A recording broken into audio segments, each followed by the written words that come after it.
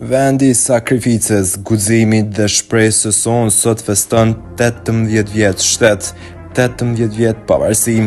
Qoftë gjithmonë e lirë, e fortë dhe e bekuar me paqe e prosperitet si sot dhe 18 vjet, krenar me të kaluarën të bashkuar për të ardhmen, gëzuar për herë Kosovë.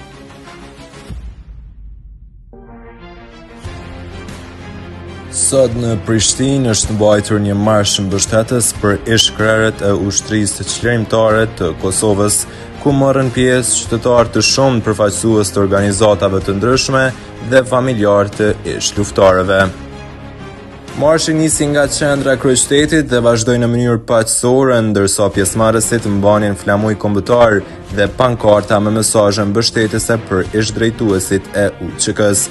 Organizatorët deklaruan se qëllimi i këtij aktiviteti ishte shprehja e solidaritetit dhe kërkesa për drejtësi për ish-krerët e luftës.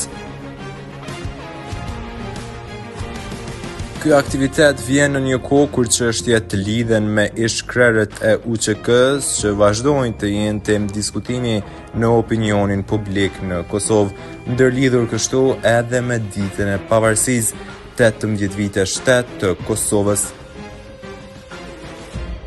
Me fytyra të ndryshme, të rëndësishme dhe po ashtu edhe fytyra publike, marshi u zhvillua nën moton drejtësi jo politik, duke theksuar kërkesën për drejtësi dhe respekt për historinë dhe sakrificën e ish-krerëve të UÇK-s.